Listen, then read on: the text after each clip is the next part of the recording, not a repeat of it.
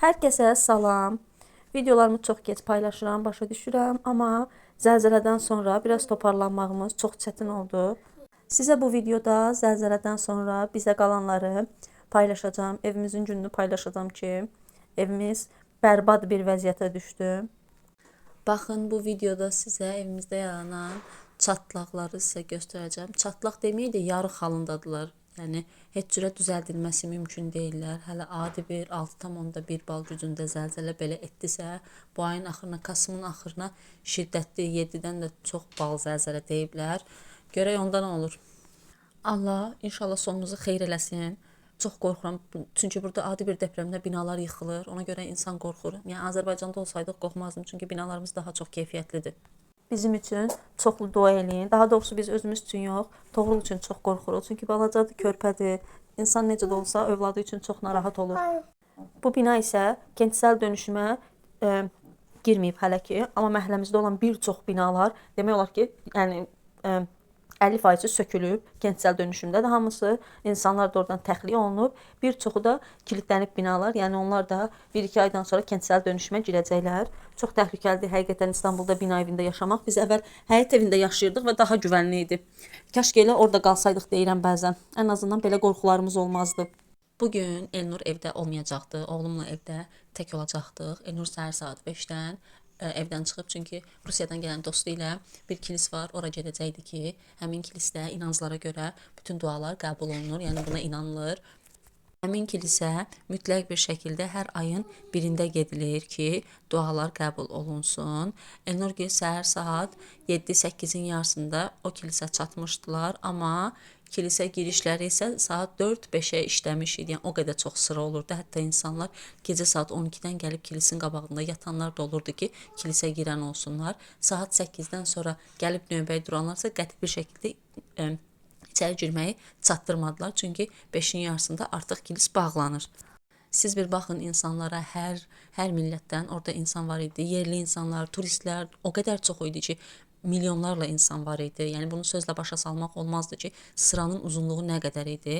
Dediyim kimi Elnur Gül səhər 7-dən oradaydılar və axşam saat 4-də kilisin içinə girə bildilər. Çox insan hələ çöldə qaldı. Ən son kilisə girən Elnur Gül idi. Yəni saat 7-yə qədər ora gəlib növbə tutanlar idi. 7-dən sonra gələnlər isə qəti bir şəkildə içəri girə bilmədilər. Hətta davalar falan da orada yarandı. Polislər müdaxilə etdilər. Elnur Gülü kilisdən çölə təxliyə etdilər. Çünki onları çölə buraxmırdılar qapıdakı insanlar ki, girmək istəyirdilər özləri içəriyə. Ona görə davalar, münaqişələr, yəni dəhşət bir vəziyyət alınmışdı orada. İnsanları da anlamaq olar. Çünki səhər saat 8-dən oradadılar və hamı içəri girmək istəyir. Təbii ki də bu normal haldır.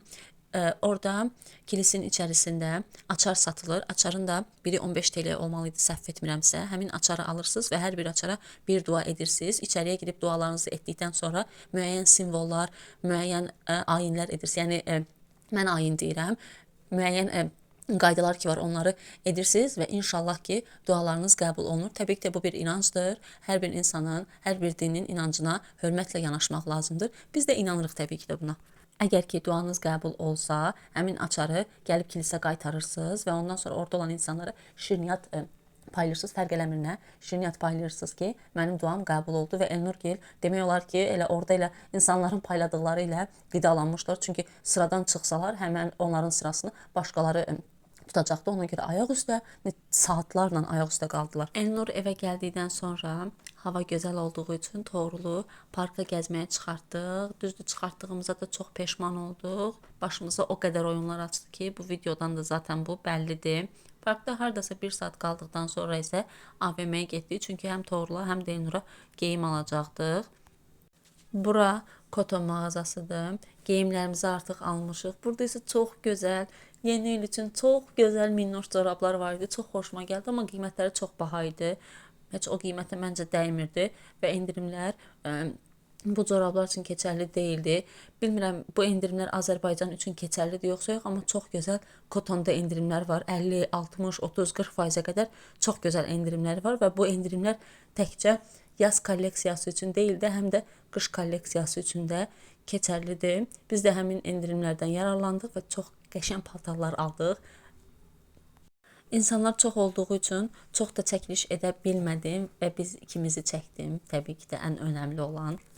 Mən belə mağazalarda ətirlər olur. Ətirləri çox bəyənirəm. Testlərində qoyurlar. Xüsusilə bu ətrin qoxusunu çox bəyəndim. Təbii ki, kişi üçün idi, amma çox bəyəndim. Burada isə torla geyim alırıq və onun sevinci. AVM'də alışverişimizi edirik və oradan çıxırıq. Elə AVM'nin yanında Toğrul park görür. Yenidən parka getmək istəyir. Biraz bu parkda da uşağı gəzdirdikdən sonra isə evə qaydırıq, çünki hava soyumuşdu. Artıq axşam olmaq üzrə idi. Ona görə çox oynatmırıq burada. Burada əsasən skate falan sürmək üçün gəlirlər uşaqlar. Bu hissə Toğrulun çox xoşuna gəldiyi üçün hər zaman gəlir burada oynayır. Uşağı gəzdirib evə gəlirik.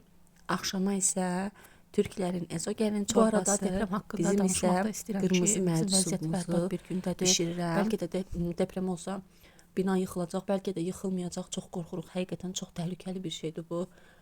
Yəni insan hər anı üçün qorxur ki, ya gecə olsa, ya gündüz olsa. Çünki mən artıq demək olar ki, 23 Nisanda 6,10 səhv eləmirəmsə 2 bal gücündə idi. Uşaqlar günündə deprem olmuşdu və dəhşət sirkələmişdi. O gündən bu günə kimidir ki, artıq mən gecələri yatmıram, öyrəşmişəm buna. Gecə saat 10-dan 12-yə kimi yatıram, 12-də oyanıram və səhər saat 5-ə kimi oyaq qalıram ki, birdən axşam deprem olsa, oyaq olun və ani hərəkət eləyək. Ən azından sağ qalma şansımız daha çox olsun. Çünki Toğrula görə çox narahatam. Çünki burada həm də 2023-dəki 6 Şubat depremi də gecə saatlarında olmuşdu. Səhv eləmirəmsə 2, 3, 4, 5 arasında olmuşdu və şiddətli olmuşdu ki, insanların çoxu yuxuda olub qaça bilmədiyi üçün elə həlak olmuşdular. Allah onlara da rəhmət eləsin. Yəni deprem, əslində deprem təhlükəli deyil də, binalar insanı qorxudur. Çünki binaları çox, həqiqətən çox keyfiyyətsizdir. Adi Toğrul oyuncağını belə divara atanda, divar qum kimi olub yerə tökülür, yerə ovuclanır. Yəni çox keyfiyyətsizdir buranın divarları. Amma bizdə şükür ki, bizdə Azərbaycanda belə keyfiyyətsiz divarlar tikmirlər. Bəlkə də gələcəkdən bizdə də elə olsun, amma inşallah ki olmasın. Yəni ki deprem yox, əslində binalar insanları öldürürlər. Burada deprem bilimci Şener Üşümez Soyki var. Bunların bilimcisidir.